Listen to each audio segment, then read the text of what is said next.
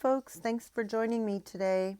So in today's tutorial, we're going to be using a mold number 3 from the Happy Dotting Company. It's one of the smaller ones. I've painted the back black and I have painted the top white. So the brand of paint that I used for both of those is DecoArt. So then you saw me put on a circle using my compass, and I didn't like the smaller circle, so I wanted to make it bigger. So that's why I did a second circle.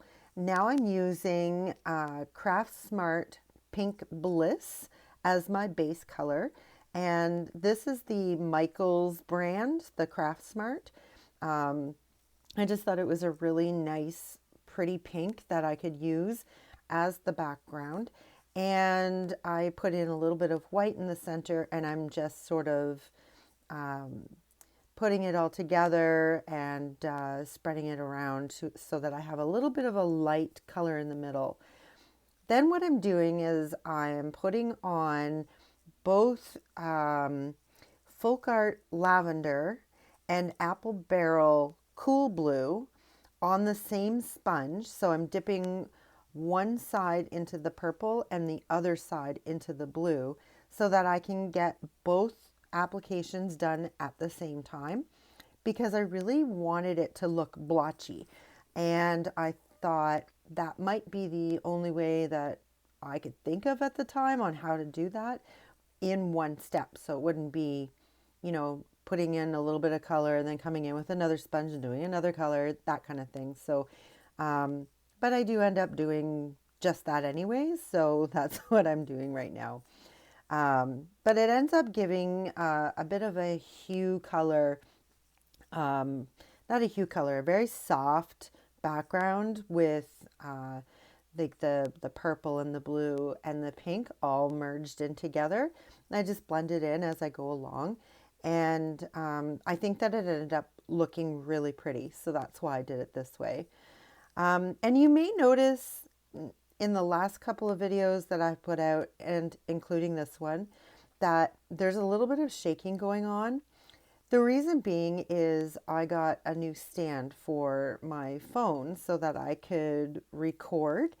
And what I've discovered is that because it's attached to the table, whenever I do any sponging or anything like that, it shakes the table, which shakes the camera. So I'm going to fix that. I've already recorded a couple of more videos that I'm working on to get put out for you guys, and they have the shake in them too. So bear with me. In a couple of weeks' time, that shake will go away because I'm going to reconfigure how I film for you.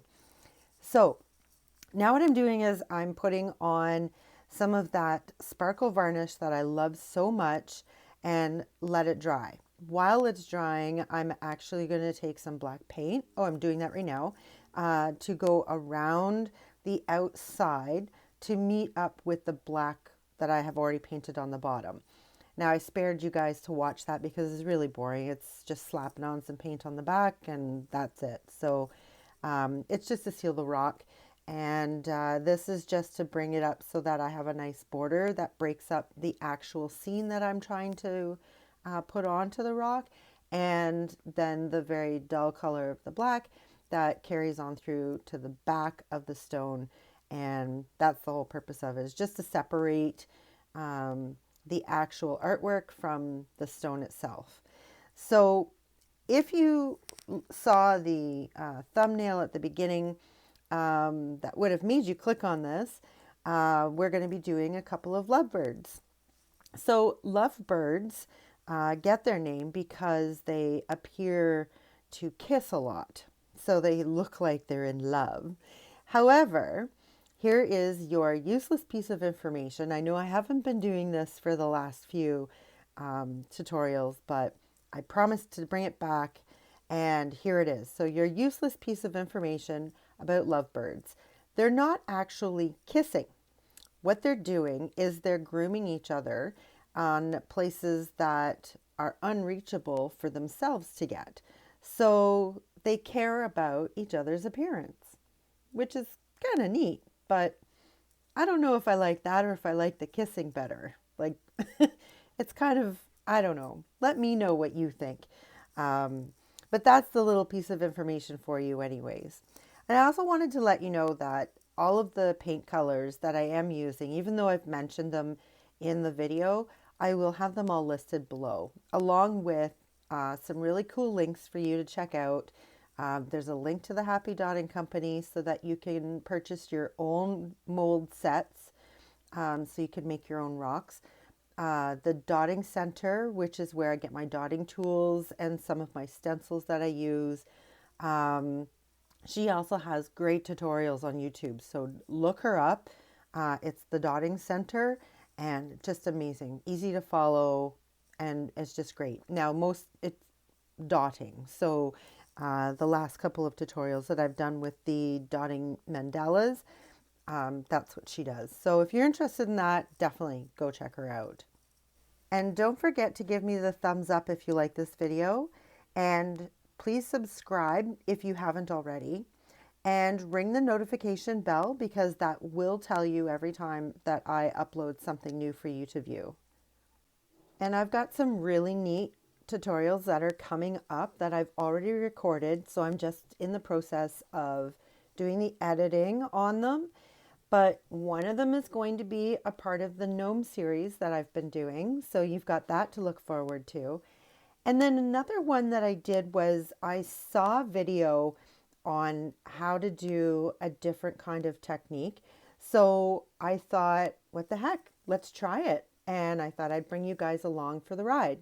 So it will be posted in the next couple of weeks. And I'm certainly curious to know what you think of it and if it is something that you would try. So I don't want to give too much away, but I will be posting like one of those little short videos the day before.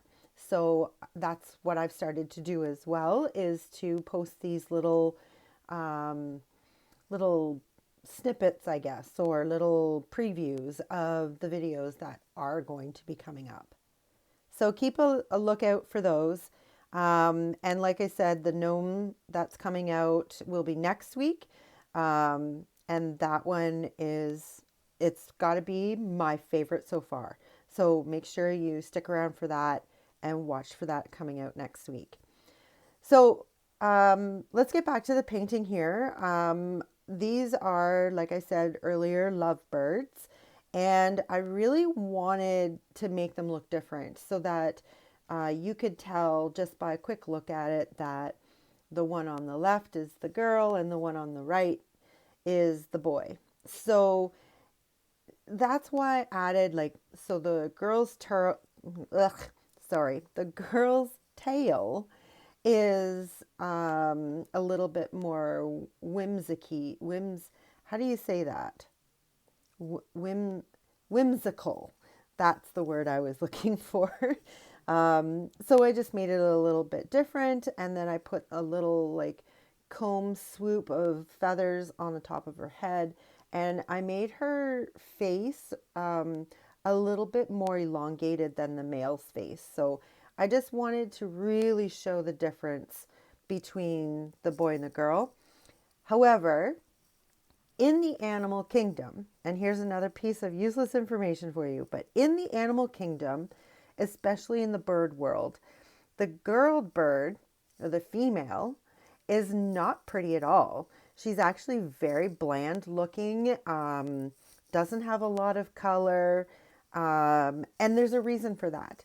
The reason is she's going to be the one that's sitting on the eggs and taking care of the little chicks once they've hatched. So she has to blend in with her surroundings. So if they nest up in a tree, or if they're a ground burrower or something like that, they have to be a very dull color in order to blend in with their surroundings so they're not noticed by prey. Whereas the male is the one that has the most vibrant colors, has the most interesting dances and things like that. And the reason for that is because they need that to attract the female. So there is a reason in the animal kingdom why the male is prettier than the female. But my painting is not in the animal kingdom. So I'm making the girl pretty and I'm having the boy still pretty, just not as pretty, if that makes sense to anybody. Um, but that's why I'm doing it. And of course, you've got to add a perch. So I am painting on a branch with little branches that are coming off of it. And when I finished the bottom one, the one that they perch on, there was just too much negative space in the top. So that's why I started putting on a bigger branch that goes over top of them. And I really actually liked how it turned out because it envelopes the two birds that are sitting on that perch. And I really like how it turned out. Now you may be noticing I'm using my fine lining brush that I created myself, but you may be noticing that when I paint with it, it's actually splitting and it's leaving two lines rather than one. So this becomes quite challenging for me because if I'm trying to do a thin branch and all of a sudden it breaks off into two lines, I got to fill that in. So it makes it a bit of a thicker branch. And basically what that means is that it's time for this paintbrush to retire. It's been with me for many, many years and has served many purposes. However, I guess I could always just trim off one of the sides that split and continue using it as a fine lining brush, but it's done a very good job in its lifetime. So I think it's time to retire it and get a new one. Now you'll also notice, and I use one in this tutorial, that I've been using these little black handled paintbrushes. They're short, so their handle, here it is right now. It's not very big, but they do an amazing job. So they are a makeup brush or an eyeliner brush, something like that. And I got them off of Amazon like a year ago. And they come in a pack of 100. And I'm telling you, I have so many of them still left over because you can reuse them. As long as you keep them clean, you can reuse them over and over and over again. So there is, I believe, a link in my description below that takes you to where I purchased them from. And I'll be honest, I haven't been diligent on making sure that all of the links keep working. So if that link doesn't work, let me know. But you can search them up on Amazon for makeup brushes or eyeliner brushes. They work just as well. Just sometimes I find that the bristles are a little bit stiff, so you don't have as much flowability. That's the word I'm going to use. I don't know if it's a real one or not, but I'm going to use it. So it doesn't have as much flowability as like your fine lining brush that you create from a previous brush that has already outlived its intended life. So up to you if you want to use one of those. It's working great for me, and I'm just using it to put on some highlights on the branches so that the branch is actually not as dark as the birds, because I really want the birds to be the focal point in this. So just by adding a little bit of white, and I'm not putting a lot of paint on there, so it's almost like dry brushing. And I'm not being very careful either. I'm just making sure that it shows up on the black and just, brushing it all over the place. So that really makes the birds pop and be the center of the painting. So to finish it off, because I like my bling bling, so we're using these little tiny heart-shaped nail gems. And I'm just using some triple thick to put it on as a glue so they don't move when it gets time for resining. So that's what's going to happen. I let it dry, give it a coat of resin, and then it's all finished. So there you have it, folks. Life is what you make it, so get creative.